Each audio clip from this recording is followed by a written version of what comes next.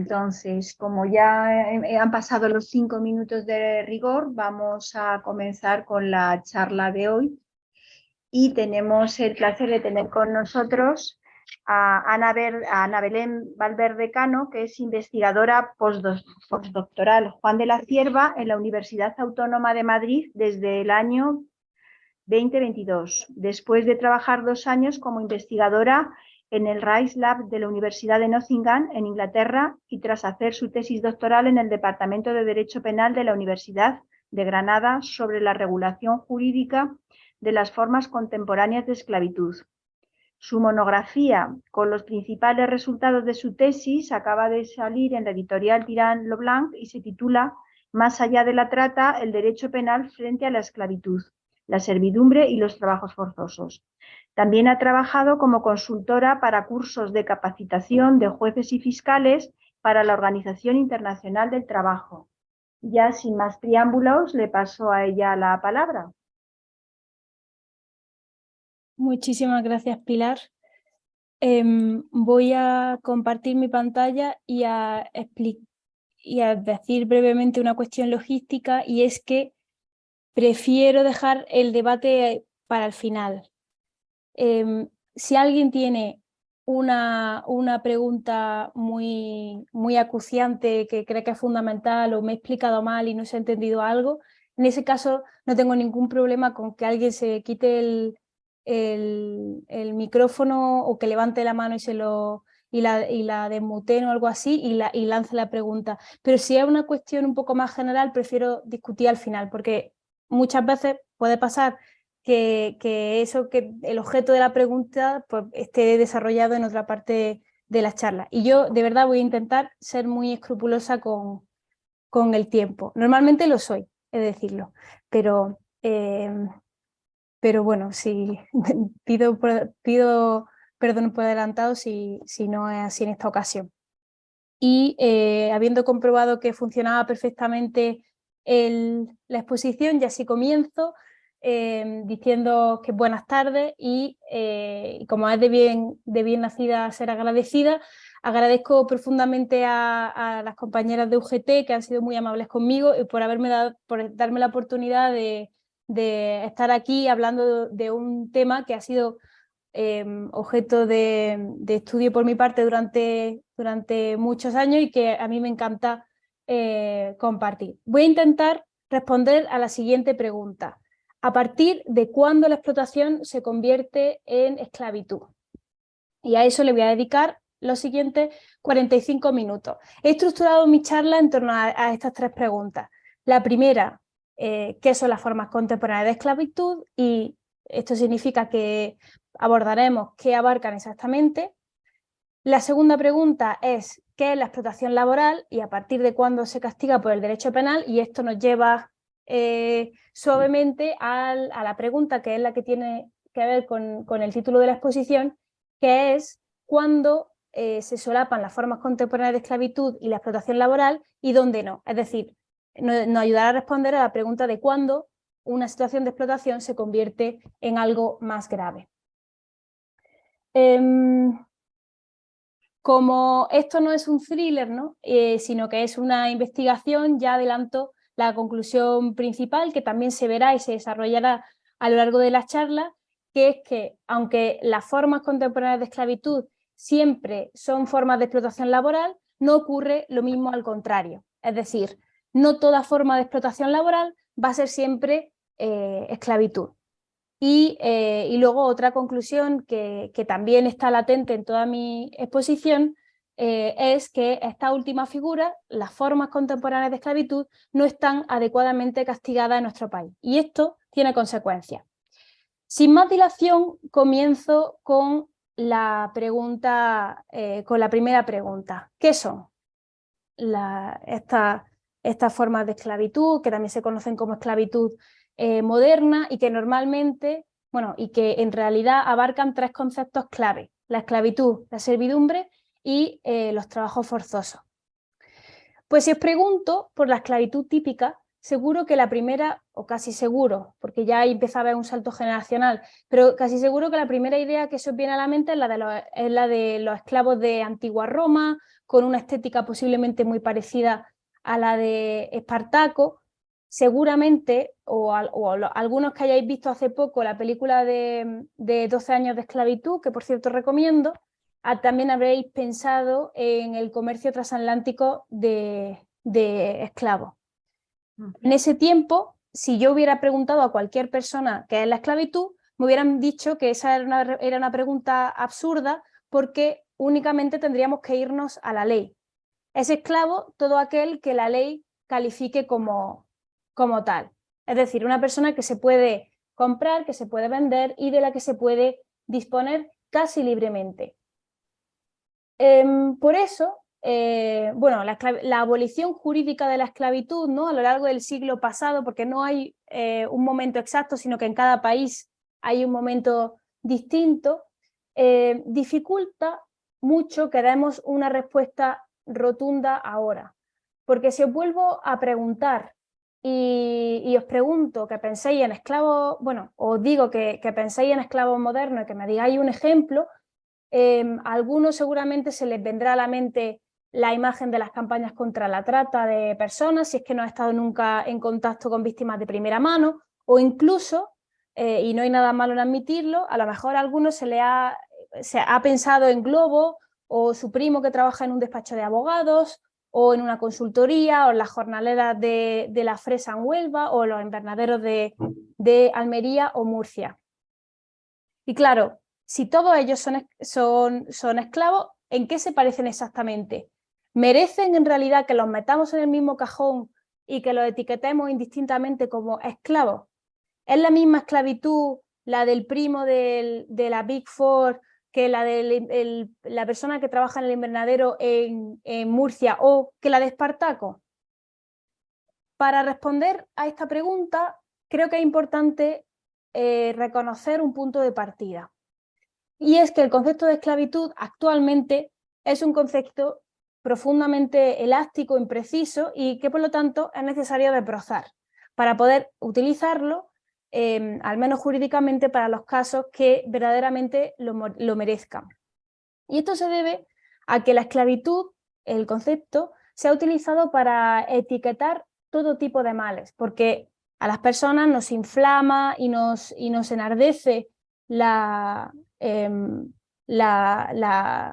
injusticia, y la esclavitud es uno de esos males sobre los que existe indiscutible consenso de que es injustificable.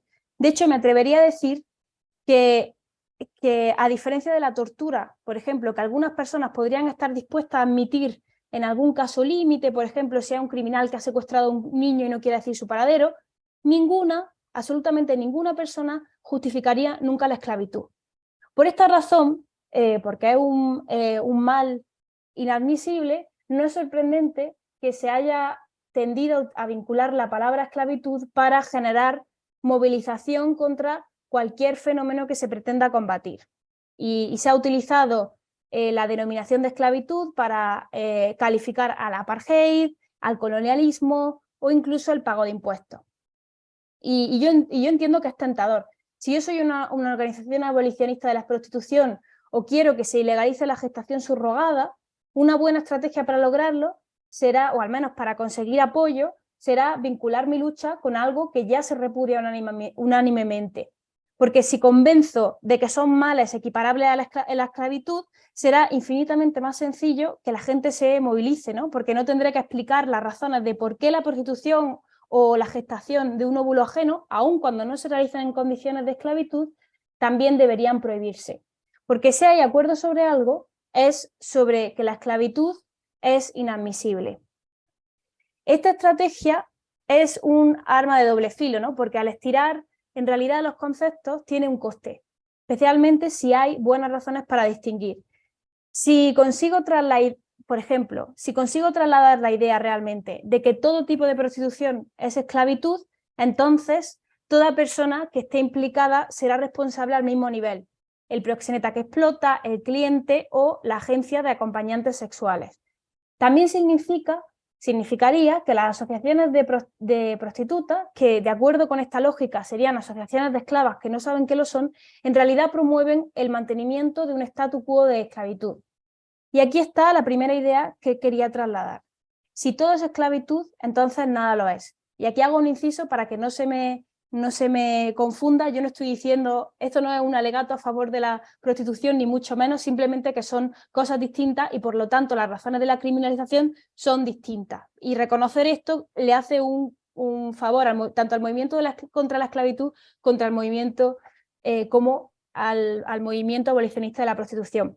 Y dicho esto, que no quiero entrar aquí porque no es el objeto de la charla, lo que estaba diciendo es que esta mezcla, ¿no?, de esclavitud como sinónimo de cosificación en un sentido muy abstracto y como algo más concreto, parecido a la esclavitud en sentido estricto, posiblemente lleva a unas consecuencias que no estamos dispuestos a aceptar.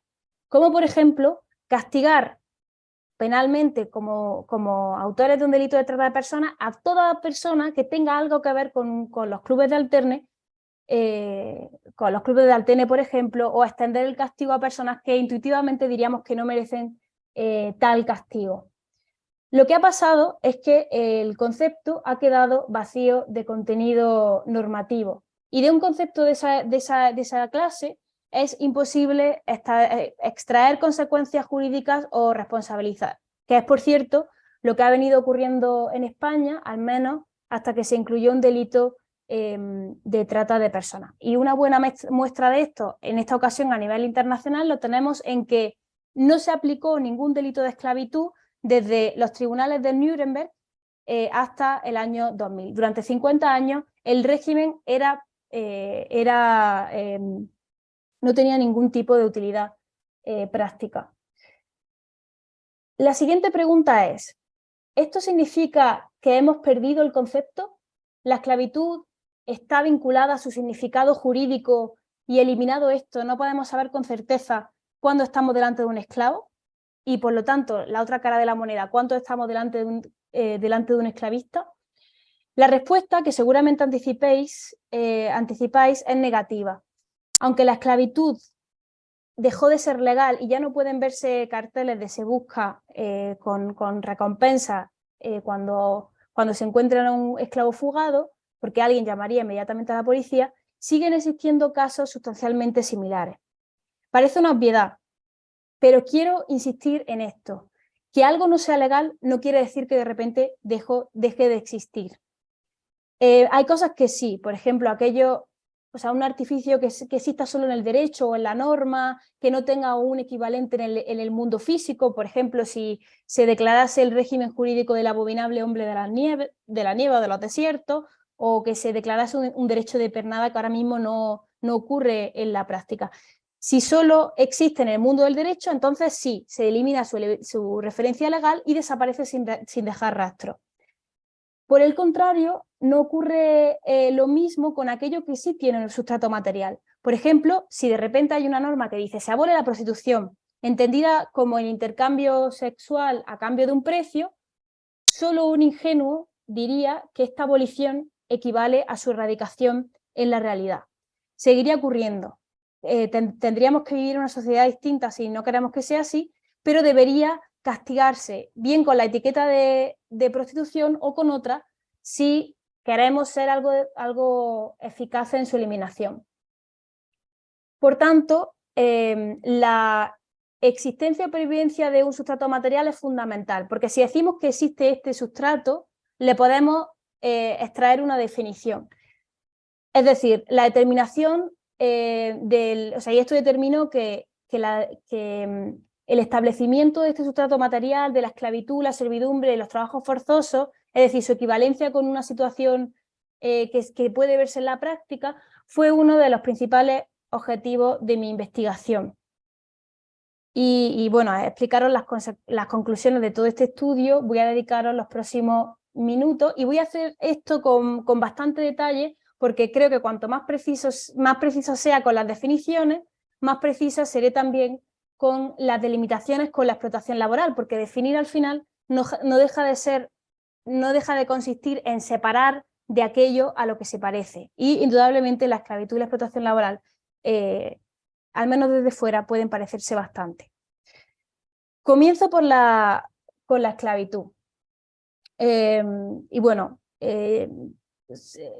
supongo que ya se puede saber por lo que he dicho anteriormente. Obviamente no limité mi análisis del sustrato material al último siglo, porque efectivamente la definición tenía unos contornos muy precisos, y entonces si solo me hubiera centrado en el concepto de esclavitud en los últimos 50 años, mi conclusión a efectos del ordenamiento penal hubiera sido pues mejor no incluyamos un delito específico, porque es imposible precisar sus contornos, y esto atentaría radicalmente con el principio de legalidad penal. Además, tendría una consecuencia muy grave, porque le estaríamos diciendo a alguien esclavista. Ahora bien, mi intuición era que el concepto de esclavitud y otros que se agrupan en el mismo saco, como la servidumbre y el trabajo forzoso, en realidad se correspondían con experiencias humanas que habían sido repetidas a lo largo de los siglos, entre las que había similitudes, y donde una característica emergía como central, que era la instrumentalización de la persona en grado superlativo. Y por esta razón, para determinar qué es la esclavitud y qué no lo es, hice un repaso de la esclavitud como institución social y normativa a lo largo del tiempo, teniendo en cuenta, a mí esta frase me gusta mucho y la repito siempre que puedo, una frase de un historiador de la esclavitud, Moses Finley, que dice que la esclavitud ha sido la regla y no la excepción en la historia de la humanidad. La regulación jurídica de la esclavitud, desde su origen en el derecho romano hasta la Convención de 1926, que es la definición que tenéis en la diapositiva, se ha caracterizado por la asimilación al régimen jurídico de la propiedad. Esclavos, ¿esto qué significa? Que esclavos eran todos aquellos a los que se trataban como a las cosas que eran propiedad de uno. Y esto realmente reflejaba una experiencia material. A un esclavo o esclava se la podía tratar como si se fuese su propietario, se la podía vender, se le podía comprar, se le podía obligar a trabajar o a tener relaciones sexuales. Un esclavo no podía tomar decisiones significativas sobre su propia vida. Es cierto que había algunas diferencias en momentos históricos, y en algún momento había unas regulaciones un poco más razonables con los esclavos, pero todos compartían algo, y era que se la podía tratar como se trataba a una cosa. Y por eso el éxito de la definición de la esclavitud de la Convención de 1926 fue precisamente la falta de innovación. Se atuvo a la definición tradicional. La esclavitud es el estado o condición de un individuo sobre el que se ejercitan los atributos del derecho de propiedad o algunos de ellos.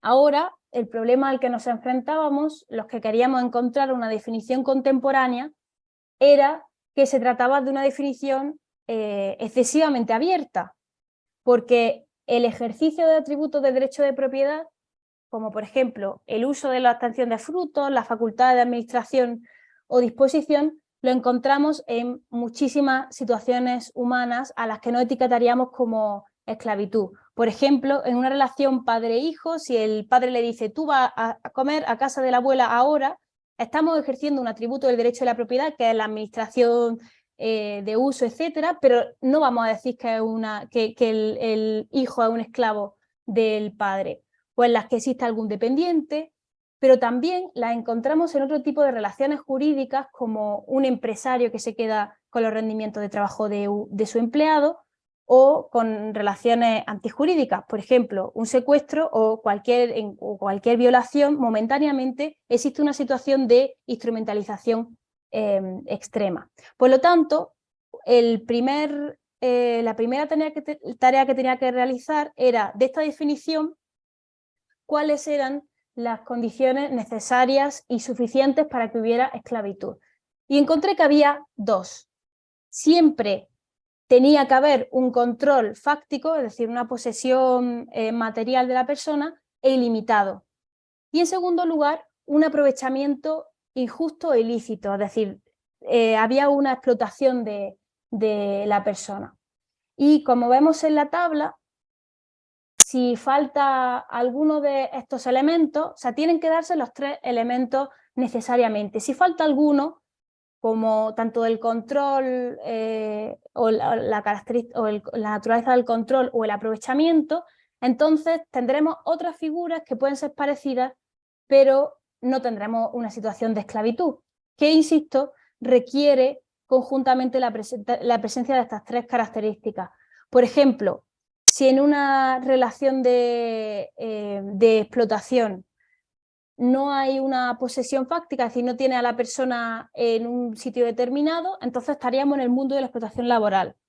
Si hay control ilimitado, pero no hay una extracción de rendimiento, en ese caso tenemos algunas modalidades de custodia, de menores o de incapaces, o detención o una detención ilegal, ¿no? Un secuestro en el que no se pide condición.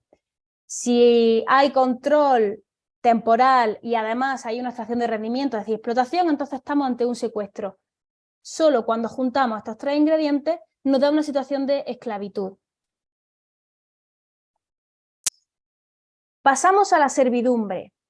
Con la servidumbre y el trabajo forzoso, que eran situaciones menos extremas que la esclavitud y más intermedias y más parecidas a la explotación laboral, hice una operación semejante. Analicé los conceptos internacionales siempre con la luz a la luz de la evolución histórica. Y la servidumbre encontré que da cuenta de todas aquellas experiencias que se caracterizan por ser algo intermedio entre el trabajo libre y el trabajo no libre o esclavo. Es decir, aquellos estadios o zonas grises en los que una persona se encuentra atada a medios de producción, como la tierra, pero dispone de cierta libertad en otros aspectos. Y aquí encontramos unas situaciones muy heterogéneas, distintas entre sí, en función del momento histórico, en función del país, pero pensemos, por ejemplo, en el que podemos tener más fácilmente en la cabeza, que es la servidumbre feudal. Los campesinos podían casarse, tenían cierto margen de libertad, ¿no? Podían disponer de ciertas cosas, pero estaban vinculados a los medios de producción. Tenían que vivir en un sitio y entregar todo parte de la cosecha al señor feudal o a la iglesia. Y esto coincide con el concepto normativo internacional de servidumbre, donde, en este caso, las condiciones necesarias y suficientes son las siguientes. Hay una explotación, es decir, hay un aprovechamiento injusto e ilícito que se impone sin voluntad, es decir, coactivamente, y además hay una privación significativa de libertad que no llega, obviamente, al extremo de la esclavitud, porque si no estaríamos hablando de la esclavitud. Sé que ahora parece un poco abstracto todo, pero conforme avance en la charla va a ir cobrando sentido, I promise. Definición de trabajo forzoso. En el caso del concepto de trabajo forzoso, la última de nuestras 3 figuras, en realidad es una figura algo particular porque diverge de lo que ha significado históricamente como figura especialmente vinculada a los trabajos impuestos por el Estado, ya fuera como forma de castigo, por ejemplo, pensad en la pena de galera, o para la mejora de las infraestructuras estatales. Esto fue muy común, por ejemplo, durante la colonización. Y en realidad, por tanto, el concepto histórico de trabajo forzoso, que estaba muy vinculado al Estado, ¿no? Ahora ha evolucionado para abarcar también casos de trabajo impuesto entre particulares y que da cuenta de todas aquellas actividades o trabajos que se obliga a realizar, es decir, trabajo no libre. Y, importante, esto se ciñe exclusivamente a esta esfera de libertad, es decir, la esfera del trabajo, sin afectar otras esferas de libertad, porque entonces estaríamos moviéndonos en la servidumbre o en el marco de la esclavitud. Y por tanto, como condiciones necesarias y suficientes, en este caso tendríamos el trabajo o servicio, es decir, la actividad, que no necesariamente tiene que ser una actividad lícita, pues tratarse de una actividad ilícita, pero lo importante es que haya esta estructura que es tan propia del trabajo y además que está exigida mediante violencia, intimidación o medios equivalentes, que es lo que nos permite hablar de trabajo no libre. De forma que, así conceptualizadas, podemos decir que entre el trabajo forzoso, la servidumbre y la esclavitud hay una relación de menos a más, pero que están en realidad en una misma escala, porque la esclavitud siempre presupone trabajo no libre, que es el trabajo forzoso, y conforme se van afectando más esferas vitales, se convierte primero en servidumbre, cuando se le determina no solo a trabajar, sino también a residir, y que se convierte en esclavitud si se trata a la persona como si fuera una cosa. Y esto, bueno, esto es algo más teórico, pero esto fue lo que me llevó a sostener que de lo que se trataba era de un mayor grado de afectación de la personalidad jurídica o de sometimiento, y que no se trataba de una cuestión de mayor grado de explotación laboral, que sería nuestra intuición primaria, ¿no? O sea, la pregunta que hay que hacerse para saber si algo se convierte en servidumbre o en esclavitud no es la pregunta cuánto de degradantes son las condiciones que se han impuesto, es decir, a más degradantes, más cerca de la esclavitud estaríamos, sino que la pregunta que deberíamos de hacernos es cuánto de sometida está la persona, ¿no? Y esto se ve bien con un ejemplo ficticio en este caso. Ya voy a empezar a poner ejemplos del mundo real, que yo denomino el caso del pintor del Gotelé. En general, no sé si hay muchas personas que han sido crecidas y que han vivido su educación en España, ¿no? En España es muy famoso, son muy famosas las casas con Gotelé. Imaginemos que a mí me gusta el Gotelé, quiero el mejor Gotelé, y ese Gotelé solo lo puede hacer una persona en concreto. Entonces, yo a esa persona que es un artista lo quiero tratar bien, pero quiero que me lo haga y él no quiere hacérmelo. Entonces yo lo encierro en mi casa y le digo, tú vas, al final de todo esto vas a cobrar, vas a hacer tu trabajo, bueno, al final de todo tú vas a tener buenas condiciones, voy a respetarte tu jornada, tú vas a recibir después una remuneración y todo eso, pero yo te tengo obligado aquí, en esta habitación, a que me haga el Gotelé, porque si no le hago daño a tu familia. En este caso no se trata de condiciones laborales abusivas o degradantes, porque en puridad, salvo por el elefante en la habitación, que es el hecho de que no se ha consentido, el resto de condiciones son las que les correspondería a cualquier trabajador. Y no obstante, nadie dudaría en que esta persona está sometida a esclavitud. Y esto es porque se encuentra sometida y además la obligo a realizar un trabajo. Ya dejo este ejemplo ficticio que me invento, pero para reflejar un poco lo que quiero decir, y voy a algunos casos reales. Encontramos muchos ejemplos, si se sabe cómo mirar, sobre situaciones de esclavitud en la prensa. Hay casos muy claros, hay casos que se hicieron célebres hace algunos años, como los mercados de esclavos, no sé si os acordáis, cerca de Trípoli,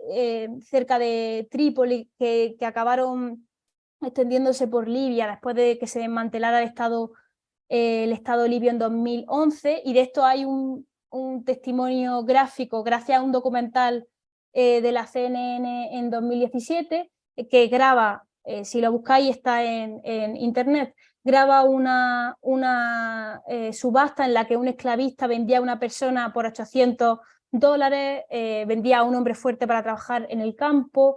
También se conoce bastante bien la estrategia de esclavización masiva de mujeres y niños no musulmanes, especialmente yazidíes, legitimada por el Estado Islámico entre 2014 y 2017, que creó una auténtica estructura burocrática y logística para gestionar miles de esclavos, pero también encontramos casos en España. Es cierto que casos tan brutales solo son posibles, creo, cuando no hay una estructura estatal. En España no hemos encontrado, afortunadamente, casos de este tipo de mercadeo de esclavos, pero sí hay otros casos más escondidos de prácticas esclavistas que se ven nuevamente si se sabe cómo mirar. En la prensa se suelen anunciar como etiquetas de redes de proxenetismo o trata de blancas o personas explotadas en condiciones de semiesclavitud. Y si uno mira el CEN2, que es la plataforma donde se pueden buscar sentencias fácilmente en España, los hechos probados de estas sentencias sobre especialmente trata y prostitución, aunque si uno pone palabras clave como agricultura, condiciones laborales inhumanas, etcétera, también va a encontrar muchos casos de explotación laboral, y todo esto son minas de casos de explotación laboral extrema. Y voy a poner dos casos que me parecen especialmente representativos.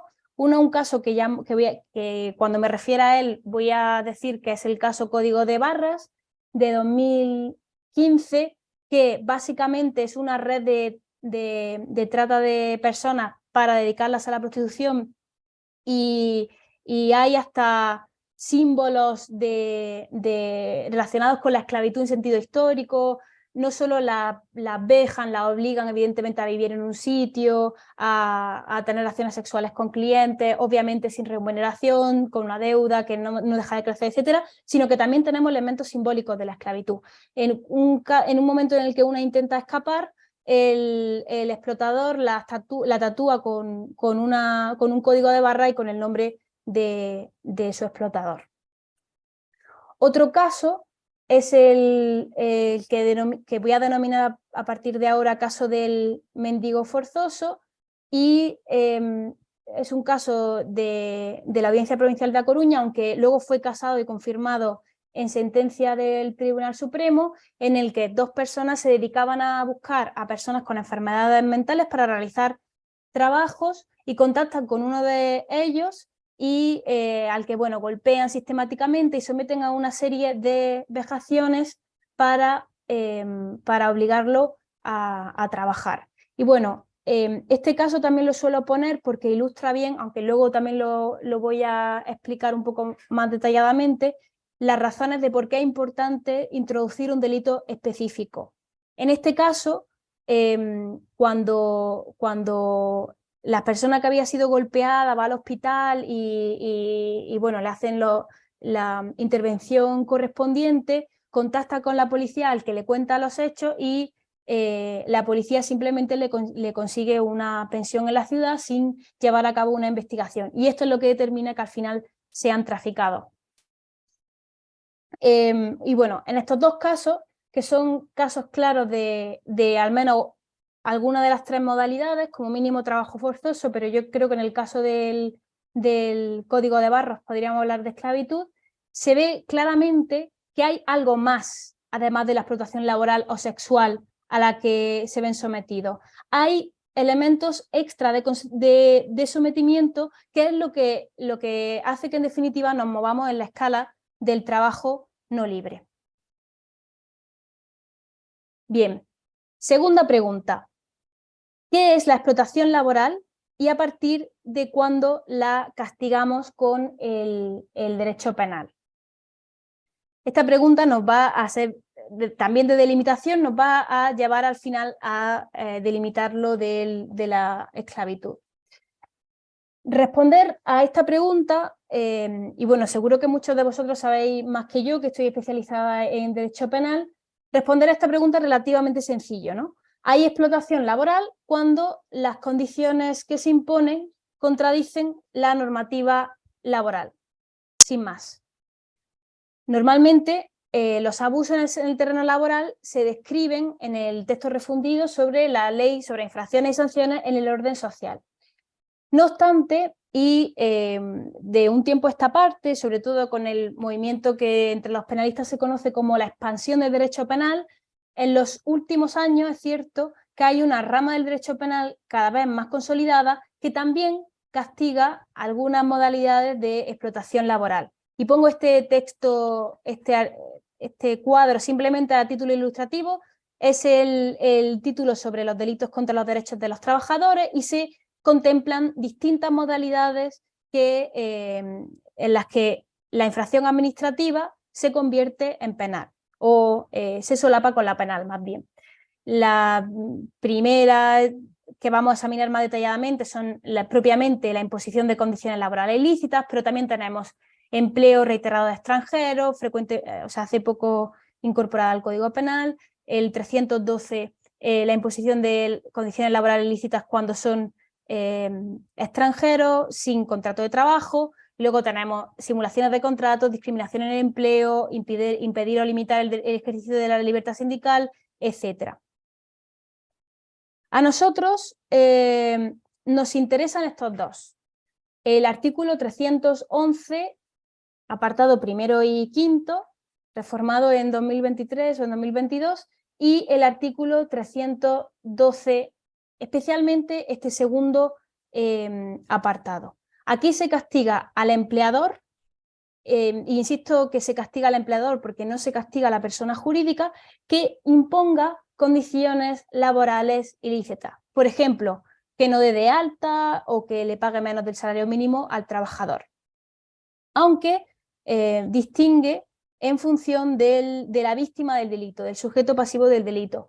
Por un lado, el artículo 311 se refiere al nacional o europeo o persona que tiene un permiso de trabajo, en cuyo caso se aplica, insisto, este delito y que tiene una regulación algo distinta al 312 porque requiere que estas condiciones se impongan recurriendo a ciertos medios, que son o el engaño o el abuso de situación de vulnerabilidad o violencia o intimidación, en cuyo caso se aplica el apartado agravado. Por el contrario, el 312 se aplica cuando la víctima del delito se encuentra en una situación administrativa irregular, es decir, aquella persona que no encaja en el artículo 311, que no es nacional, que no es europeo o que no tiene un permiso de trabajo válido. En ese caso, a diferencia del artículo 311, se impone cuando simplemente se acredite que se han impuesto estas condiciones laborales injustas, ¿no? Sin que se tengan que certificar los medios mencionados. En estos casos, y para empezar a delimitar lo de la esclavitud, se parte de la base de un consentimiento previo, ¿no? Como mínimo se ha consentido a la relación laboral, porque si no, no podríamos hablar de trabajador. Pero lo que no se consiente son las condiciones de explotación, es decir, se consiente a la condición de trabajador, pero no a las condiciones. Al menos en el artículo 311, que es donde se habla de vicios del consentimiento. A continuación voy a volver a poner dos casos de aplicación de estos delitos. Un caso que creo que es claro y un caso que me parece dudoso y que he incluido aquí también para la discusión. El caso claro es el caso del Club de Alterne, una sentencia del Tribunal Supremo de 2023. Es un caso sencillo, Club de Alterne, que cuenta con 20 trabajadores, de los cuales 14 no habían sido dados de alta en la Seguridad Social. Pues el resto, las condiciones eran normales, el club fijaba los horarios, con la flexibilidad, disponía de habitaciones, pero no se percibe ningún tipo de conducta de abuso de una situación de necesidad o de engaño o de una deuda fraudulenta, ni nada. Se castiga simplemente por el artículo 312, apartado segundo. El segundo caso, que también se castiga por la vía del artículo 311, me genera algunas dudas. Se trata de un caso de la Audiencia Provincial de Madrid de 2016, donde se trata de un taller textil de costura industrial en un local que se encuentra a las afueras de Madrid, donde se empleaban a ciudadanos chinos que carecían de permiso de residencia en España. Las condiciones que se le imponen y por las que les castigan por el artículo 312.2 era que trabajaban 15 horas al día, no tenían vacaciones y luego también se constataron unas malas condiciones de salubridad, carecía de ventilación y en general las instalaciones carecían de unas condiciones mínimas.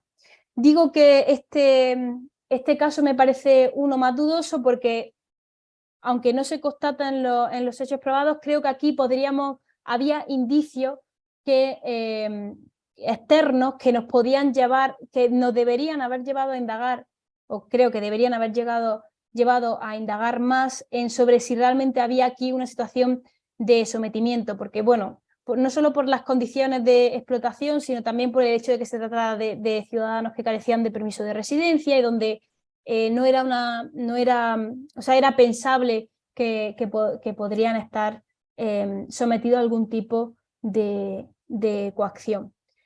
Este también me parece un ejemplo, un buen ejemplo del efecto pernicioso que puede no tener, que puede tener el no regular específicamente un delito de esclavitud. Como los operarios de justicia en la cabeza, como los operarios de justicia no tienen en la cabeza el cómo luce, ¿no? La esclavitud, se le escapan posibles indicadores sutiles de no consentimiento. Llegamos a nuestra tercera pregunta. ¿Se solapan las formas contemporáneas de esclavitud y la explotación laboral? ¿Dónde no? Es decir, ¿cuándo la explotación laboral se convierte en esclavitud? Bueno, aquí voy a utilizar dos perspectivas. Por un lado, la de los elementos definitorios. No hago bien, voy a explicar esta tabla del infierno. Muchos de los ingredientes para definir qué pertenece al mundo de la explotación laboral, qué al mundo del trabajo forzoso, la servidumbre y la esclavitud, lo hemos ido viendo a lo largo de la charla. En este sentido, nadie se va a sorprender, no estoy diciendo nada nuevo de que el consentimiento y el sometimiento van a ser elementos centrales en el régimen contra las formas contemporáneas de esclavitud y que van a jugar un papel muchísimo más residual en los delitos laborales.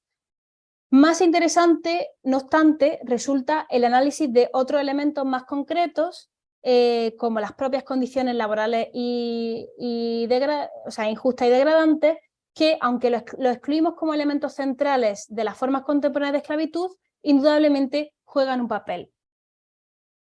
Y por lo tanto, de todos estos elementos vamos a determinar qué es esencial y qué no para delimitar cada una de las figuras.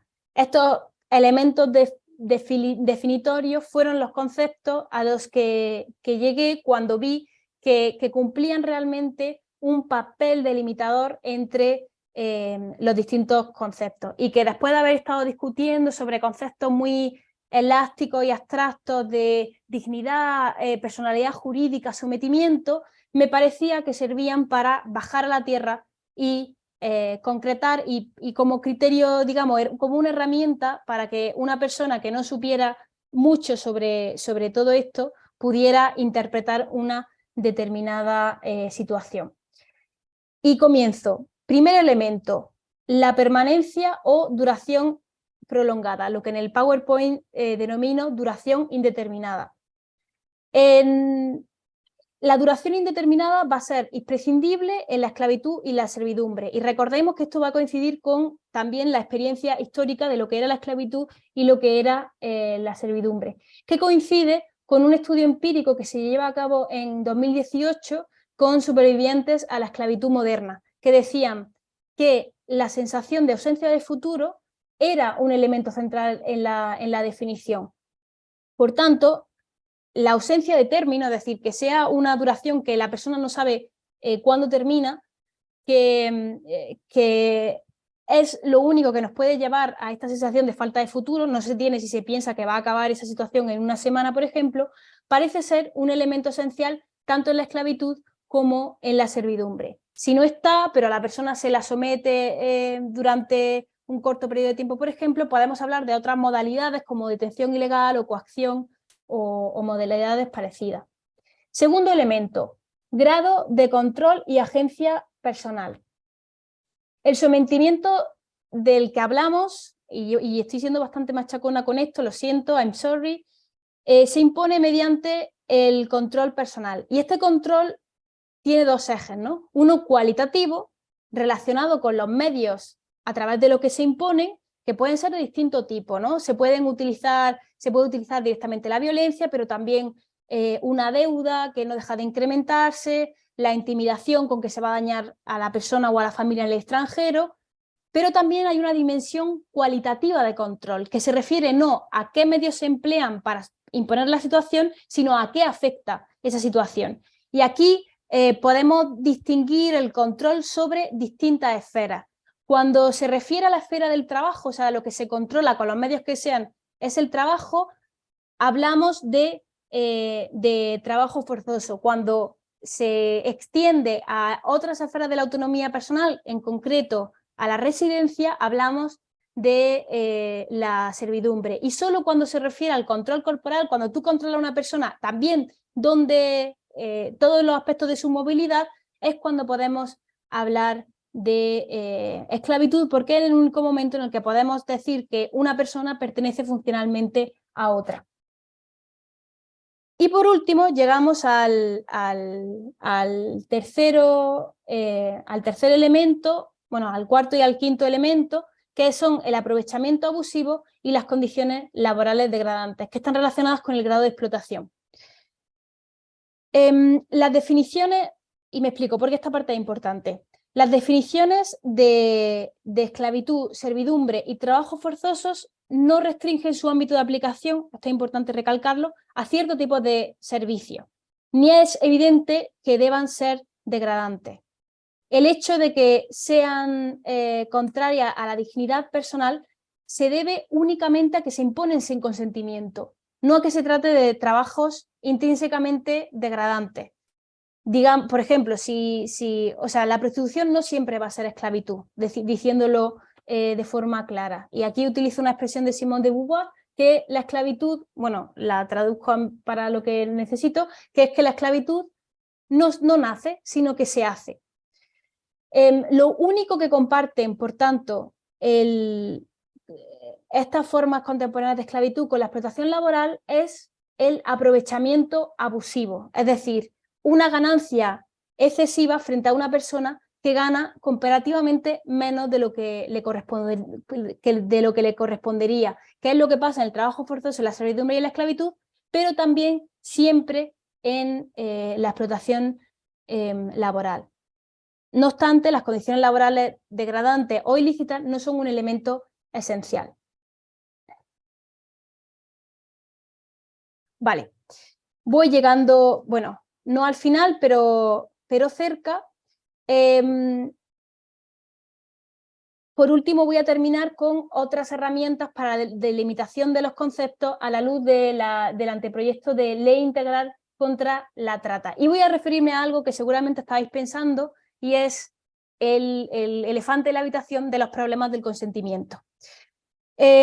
Para eso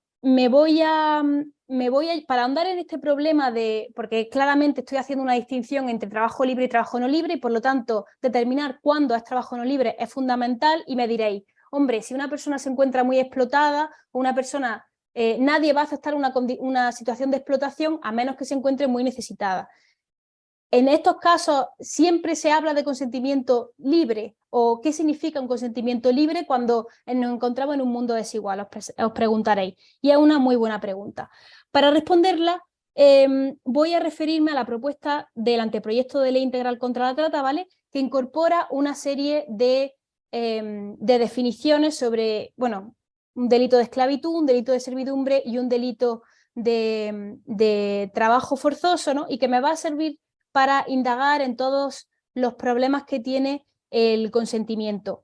No me voy a detener mucho aquí, voy a señalar simplemente que este modelo del anteproyecto reproduce todo lo que hemos estado hablando, es decir, incorpora un modelo que fue el que defendí en mi tesis doctoral, de un modelo diferenciador que delimita el trabajo forzoso de la servidumbre y de la esclavitud en función de las esferas de libertad, y que esto es bueno, ¿no?, porque frente a tipos grandes, ¿no?, que incorporen todas las formas de explotación forzada, el modelo diferenciador que diferencia en escalones permite una respuesta más proporcionada y permite que cuando a alguien le llamemos esclavista sea por una buena razón.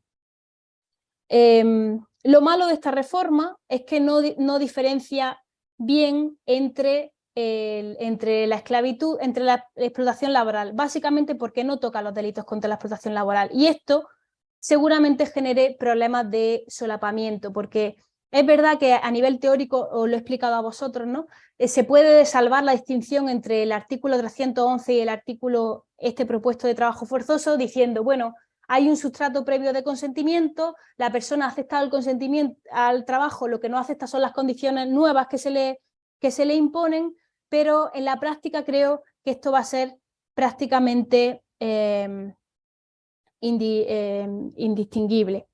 Y pasamos a lo feo de la reforma y a los problemas que plantea de cara al consentimiento. Y esto me lleva a la reflexión sobre los medios que invalidan el consentimiento a los que se refieren los tipos, especialmente el trabajo forzoso, que es el sobre el que se construyen los demás. Y esto, bueno, es importante no solo para que la respuesta penal sea proporcionada, hemos visto lo importante que es que sea proporcionada, sobre todo con todo esto de los delitos sexuales, pero también es fundamental reflexionar en qué estamos pensando cuando hablamos de los medios que invalidan el consentimiento para diferenciarlo adecuadamente de la explotación laboral. El delito se refiere el delito de explotación laboral, de trabajo forzoso, perdón. Se refiere, y lo pongo aquí para facilitar, quien empleando violencia, intimidación o engaño o abusando de una situación de superioridad, de necesidad o de vulnerabilidad de la víctima, la obliga a realizar cualquier tipo de trabajo o servicio. Cuando estos medios, es decir, el engaño y el abuso de situación de vulnerabilidad, realmente vician el consentimiento. En realidad, creo que cuando hacemos referencia al engaño o a la situación o al abuso de situación de vulnerabilidad, en realidad estamos pensando en situaciones que son estructuralmente parecidas a la intimidación. Y esto se ve bien con los siguientes casos. Caso 1. Engaño sobre las cualidades personales del empleador. Una persona finge tener estudios de cine y esa es la circunstancia que determina que una persona firme el contrato de trabajo. Caso 2. Engaño sobre las cotizaciones. El que contrata le hace un contrato distinto al acordado, a pesar de que la persona le había dicho que solo aceptaría el contrato de trabajo si cotizaba 8 horas porque la necesita para la jubilación. Caso número 3. Engaño sobre el pago. La persona acepta porque le va a pagar un salario, por cierto, esa es la situación de todos nosotros. Cuando se da cuenta de que no le pagan, tiene miedo de marcharse por si va a quedarse sin cobrarlo. Caso 4. Engaño sobre el pago inverso. Una persona acepta un trabajo con la condición de que no quiere cobrar más del salario mínimo, por cuestiones tributarias, por ejemplo, y el empleador le paga más sin comunicárselo. En todas estas situaciones hay un consentimiento viciado, pero solo debería ser penalmente relevante a efectos del trabajo forzoso aquel que realmente ponga en riesgo la supervivencia del trabajador, que no tiene otra opción más que someterse al abuso. Es decir, el objeto sobre el que recae el engaño es fundamental. No es lo mismo engañar sobre las condiciones, sobre la cualidad de la persona o sobre condiciones que no afectan las posibilidades de supervivencia del trabajador, que sobre un elemento que sí lo hace estar en una condición mucho peor, como por ejemplo el caso del engaño sobre el pago del salario, a diferencia del caso inverso. El elemento abuso de situación de vulnerabilidad también presenta problemas similares. En el ámbito laboral aceptamos, obviamente, cierto margen para un consentimiento que no es del todo libre, porque a nadie se le escapa que muchas personas aceptan un trabajo porque la alternativa es peor y porque a todos nos gusta comer. Por tanto, no toda situación de instrumentalización es penalmente relevante. Y nuevamente es más fácil verlo con ejemplos. Caso número 1, caso de la ONG. Una ONG que contrata como trabajadores a personas en grave situación de exclusión social. Caso 2, una empresa que contrata en unos invernaderos a migrantes en situación irregular. Y aquí tenemos dos variantes. En un caso, las condiciones laborales que se imponen son razonables y en el caso 2, las condiciones laborales son muy abusivas. En el primer caso, difícilmente puede sostenerse que la ONG esté sometiendo a estas personas a trabajo forzoso por muy vulnerables que sean. Además de que esto supondría negarle las capacidades de consentir, no puede decirse que la ONG esté, digamos, teniendo un comportamiento reprobable. Y es la misma situación que la de la variante 1 del caso de los invernaderos, porque la persona se encuentra en mejor condición ahora que antes de iniciar la transacción. Digamos que aquí dos ganan, ¿no? Gana el explotador, gana el explotado. Lo que pasa es que el explotado gana mucho menos de lo que debería, y esto es lo que se llama oferta coercitiva. Sin embargo, en la variante 2, las personas se encuentran en una situación peor después de iniciar la transacción, y esto sí pone en riesgo su supervivencia. Y por eso digo que en este caso la situación es más estructuralmente parecida a una intimidación creada por la actuación del empleador. Las personas en ese contexto simplemente eligen el menor de los dos males, que es continuar trabajando sin remuneración para evitar el mal mayor, que es el riesgo para su supervivencia. En definitiva, cuando nos referimos al engaño o el abuso de situación de vulnerabilidad como forma de someter a una persona a trabajo forzoso, estamos pensando, creo, en situaciones equivalentes a la intimidación, y es infinitamente más fácil desencadenar esta situación con alguien vulnerable, y en mi opinión, para evitar interpretaciones absurdas, debería reflejarse en el tipo penal. Estas consideraciones también son útiles para los delitos de explotación laboral, y creo que todas estas consideraciones sobre las ofertas coercitivas relacionadas con las condiciones de trabajo son aplicables al artículo 311. En definitiva, Adela Cortina, siempre me gusta terminar con Adela Cortina, en su famosa obra Aporofobia, El rechazo al pobre, de 2017, explica muy bien la importancia de poner nombre a las realidades sociales, especialmente aquellas que no se pueden ver o tocar, para poder reconocerlas, analizarlas y tomar posición ante ellas. En caso contrario, advierte, si permanecen en la bruma del anonimato, ni siquiera se pueden denunciar. Y este era el primer objetivo de mi charla: responder a la pregunta de qué es la esclavitud y qué eran otras formas análogas.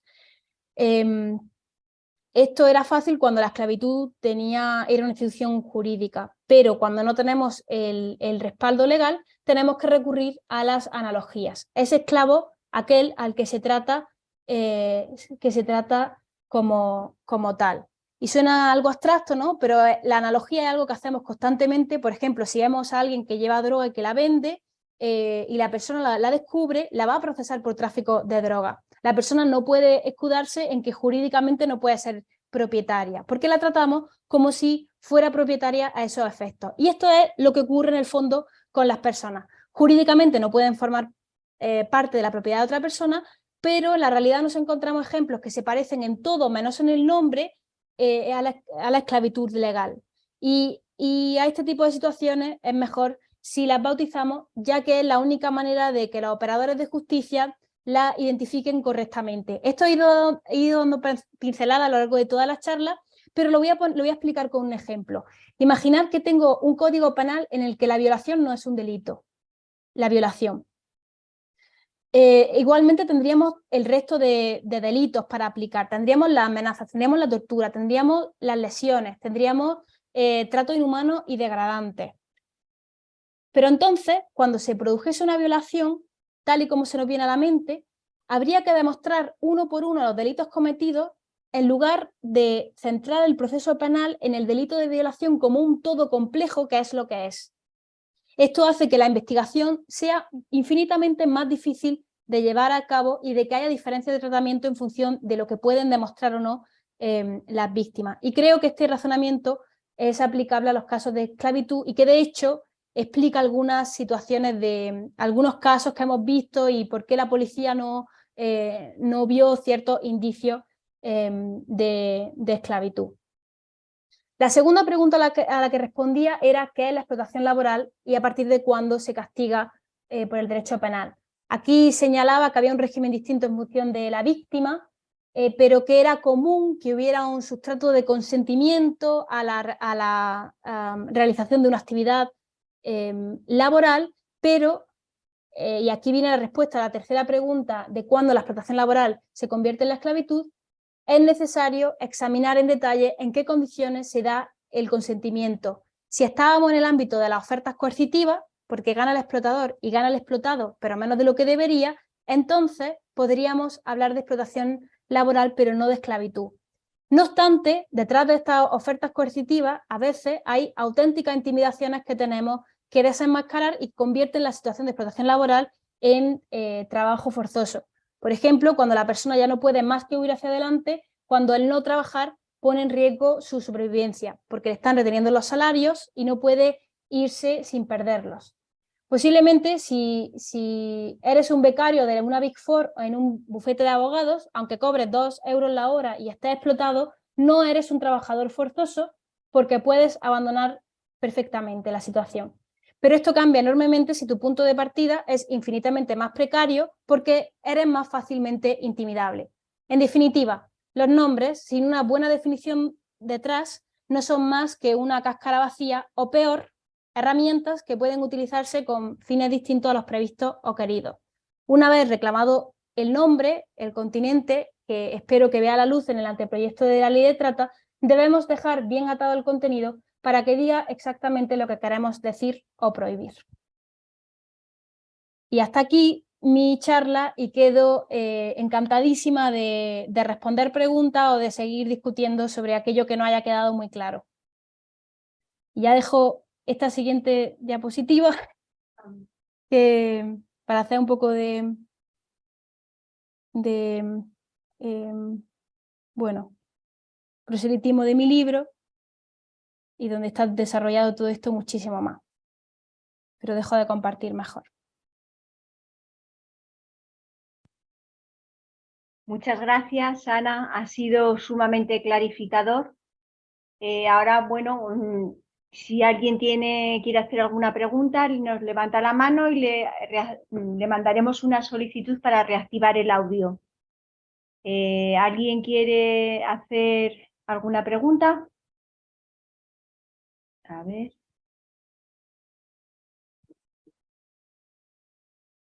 No, no veo yo. No hay ninguna mano levantada, nadie quiere hacer ninguna. ¿Ha estado todo clarísimo?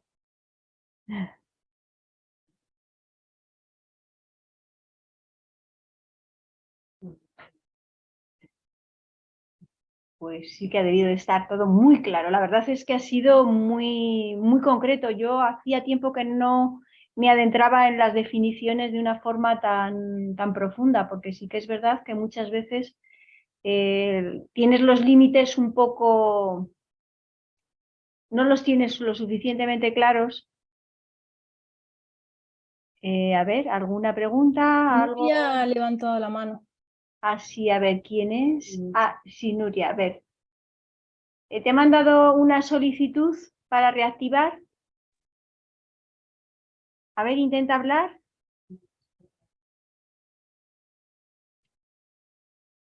Te he mandado una solicitud, Nuria. Ahora. A ver, ¿ahora? Sí, sí. Hola. Bueno, muchísimas gracias, Ana, porque ha sido súper interesante, la verdad. Bueno, mi nombre es Nuria y yo trabajo en Fundación CEPAIM. Trabajo desde hace 20 años con personas extranjeras y en este caso estoy en el programa de protección internacional soy orientadora laboral del programa de protección internacional, Fundación CEPAIM Ciudad Real. Muchas veces nos encontramos desde mi trabajo y desde un sindicato en el que yo trabajaba también, en comisiones obreras hace ya mucho tiempo, situaciones que nos son muy, muy complicadas de manejar, porque hay una cuestión que yo siempre la he tenido ahí como un caballo de batalla. Es relativamente fácil, y por favor entended cuando digo relativamente fácil, detectar situaciones duras de semiesclavitud, de trabajos forzosos, etcétera, etcétera, cuando hay un empresario, cuando hay una empresa, cuando hay un lugar de trabajo, cuando se puede mandar a una inspección de trabajo a un centro. Pero hay una cuestión que es especialmente dolorosa y es el tema de las empleadas de hogar.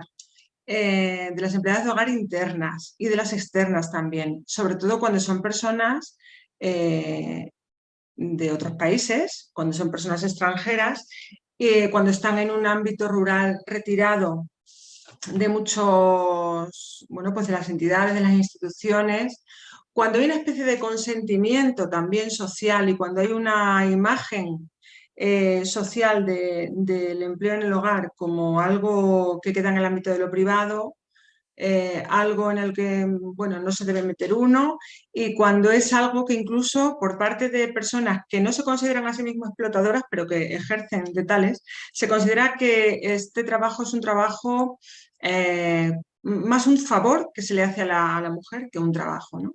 Entonces, a mí me parece que este ámbito está, afortunadamente ya está regulado, aunque de una manera, bueno, yo creo que no es la ideal. Pero me gustaría saber tu opinión con respecto a esto porque es evidente que es un ámbito muy feminizado y que por eso no se ha avanzado más en cuanto a en cuanto a su control y a su legislación. No entiendo por qué si una casa es un centro de trabajo donde hay un trabajo, donde hay un contrato, donde hay un alta en la seguridad social, un inspector de trabajo no puede acceder para ver en qué condiciones y para comprobar en qué condiciones se desarrolla ese empleo, ¿no? En fin, hay muchos flecos sueltos, pero me parece que es una forma de trabajo, no sé cómo denominarla, pero que en muchos casos roza, si no la esclavitud, la fuerza. Es una forma de trabajo a la que, pues eso, a la que no podemos llegar desde las instituciones y pues desde la inspección, desde las ONGs, etcétera, etcétera. Y a la vez pues es muy invisible, ¿no? Entonces me gustaría saber un poco tu opinión con respecto a esto. Sí, muchísimas gracias, Nuria, por haber roto el hielo. Muy interesante la pregunta, tan interesante que hace poco se publicó un libro que era la tesis doctoral de una compañera que se ocupaba precisamente de la trata en el mundo del trabajo doméstico, ¿no? Porque decía, o sea, ella miraba el fenómeno y efectivamente, como bien dice, es particularmente difícil de combatir, ¿no?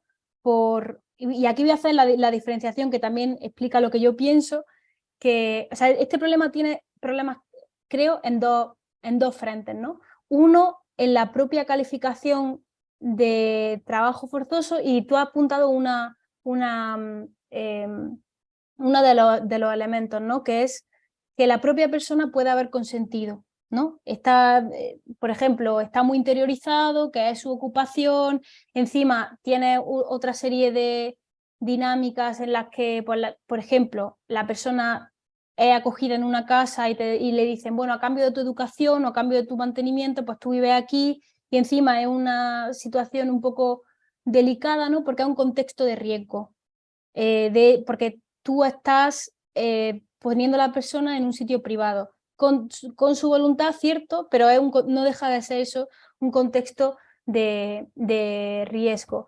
Y yo creo que desde esta perspectiva material, y ahora voy a la otra perspectiva que mencionaba,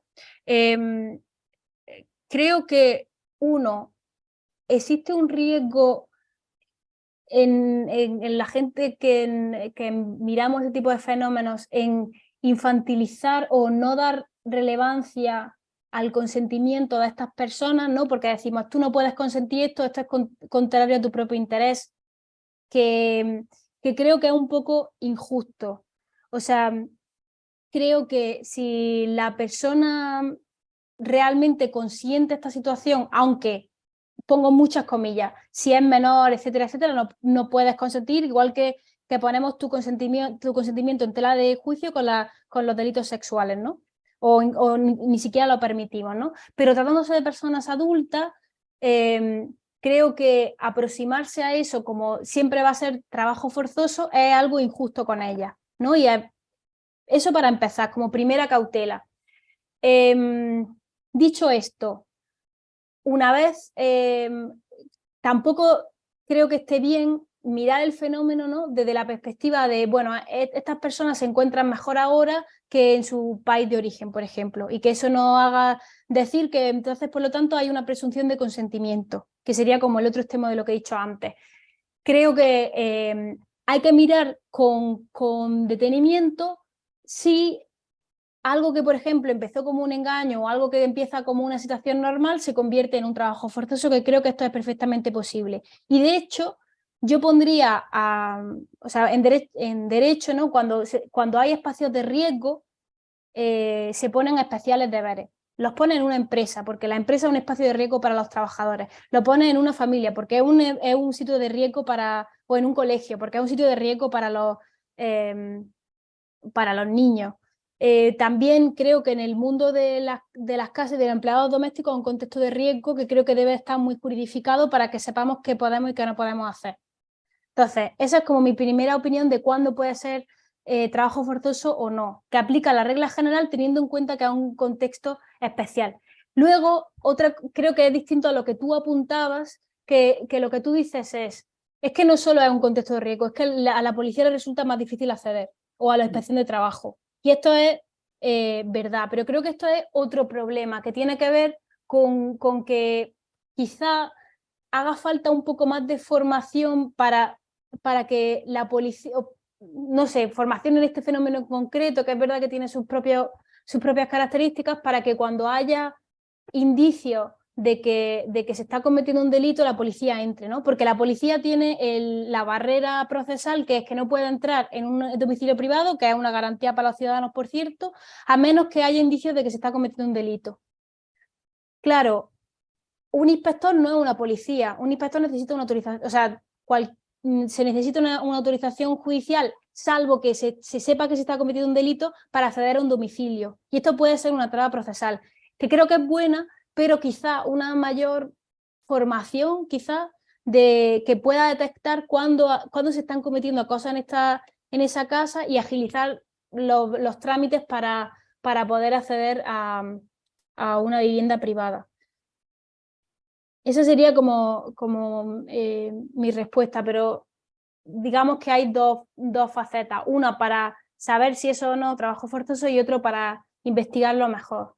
Y en el segundo caso creo que es un ámbito en el que cada vez leo más cosas y creo que se está haciendo más, ¿no?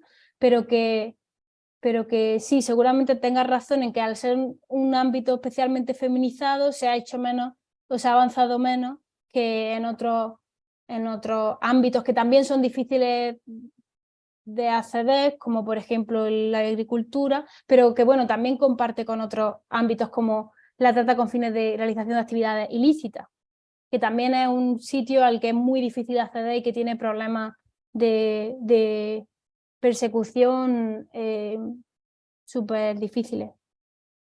No sé si te respondo.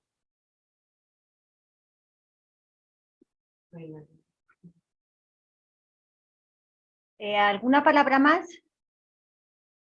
¿Alguien quiere plantear alguna duda?